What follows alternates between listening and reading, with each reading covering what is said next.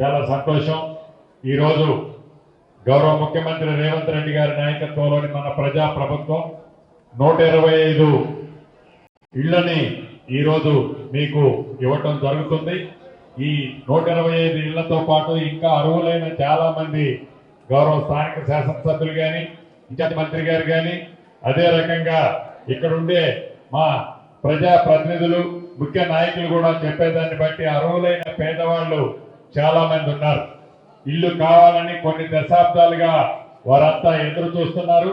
గత ప్రభుత్వంలో లాగా కాకుండా ప్రతి నియోజకవర్గాన్ని ఒక యూనిట్ గా తీసుకొని ఆ నియోజకవర్గంలోనే ఇల్లు ఇందిరమ్మ ఇళ్ల స్కీమ్ లో భాగంగా ఇల్లు ఇవ్వాలని తలంచి మొన్ననే కేబినెట్ ఇన్నర్ రింగ్ రోడ్డు, ఏదైతే అవుటర్ రింగ్ రోడ్ లోని ఇన్నర్ సైడ్ ఉన్న నిరుపేదలకి మొదటి విడత 1,00,000 ఇళ్లు శాంక్షన్ చేయడం జరిగింది.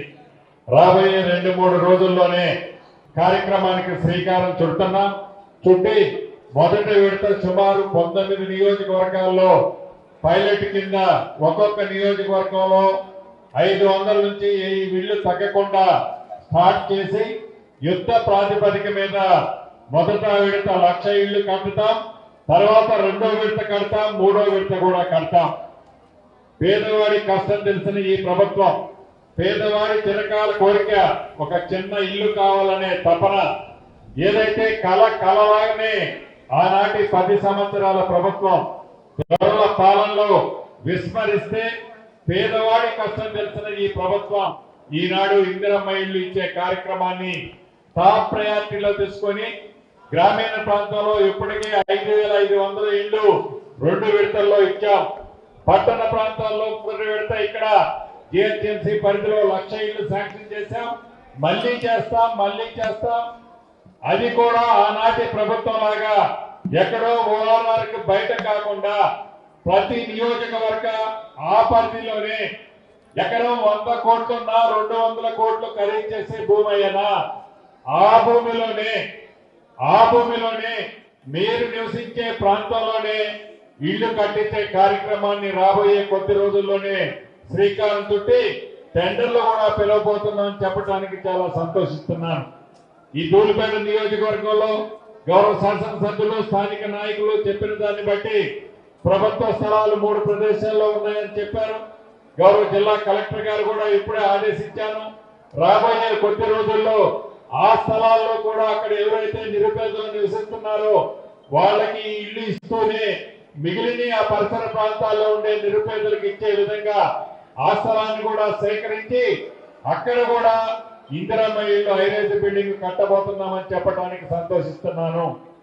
అంతేకాదు, ఒక్క ధూళిపేట నియోజకవర్గమే కాదు, ఈ జిహెచ్ఎంసీ 3 కార్పొరేషన్ పరిధిలోని ప్రతి నియోజకవర్గంలో విడతల వారిగా అర్హులైన ప్రతి పేదవాడికి ఇల్లు ఇచ్చే కార్యక్రమాన్ని మీరెన్నుకున్న ఈ ప్రజా ప్రభుత్వం, గౌరవ ముఖ్యమంత్రి రేవంత్ రెడ్డి గారి నాయకత్వంలోని మన ప్రభుత్వం శ్రీకారం చుట్టింది. కాబట్టి మీ కలలన్నీ తప్పకుండా ఈ ప్రభుత్వం నెరవేర్చుద్ది.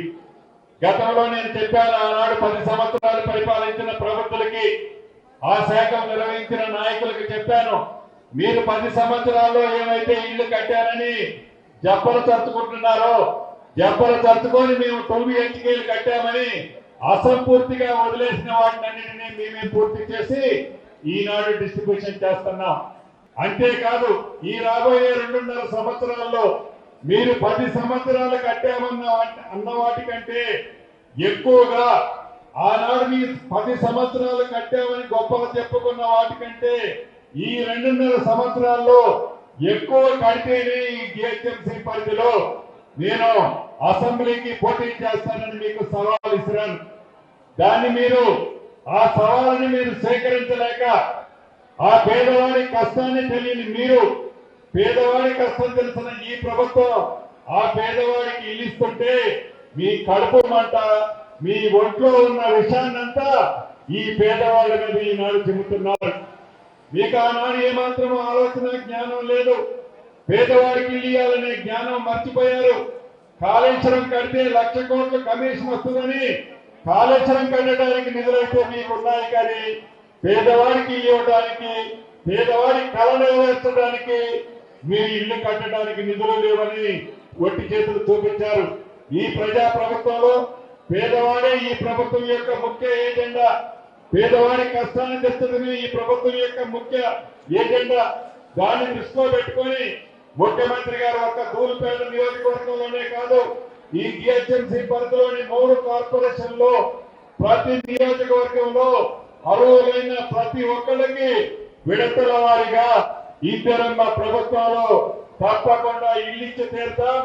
ఎక్కడో 30 కిలోమీటర్ల దూరంలో కాదు, మీ నియోజకవర్గ పరిధిలోనే మీకు ఇల్లు ఇస్తామని కూడా మరొక్కసారి తెలుపుతూ, పట్టాలు ఎవరైతే సేకరిస్తున్నారో వారందరికీ రాష్ట్ర ప్రభుత్వ పక్షాన శుభాకాంక్షలు, అభినందనలు తెలుపుతూ, రాని ఆడబిడ్డలకు కూడా ఎవరు నిరుత్సాహపడాల్సిన అవసరం లేదు. మీకు ఇల్లు ఇచ్చే బాధ్యత మీరు ఎన్నుకున్న ఈ ఇందిరమ్మ ప్రభుత్వానికి మాదేనని తెలుపుతూ మీ అందరి దగ్గర సెలవు తీసుకుంటున్నాను.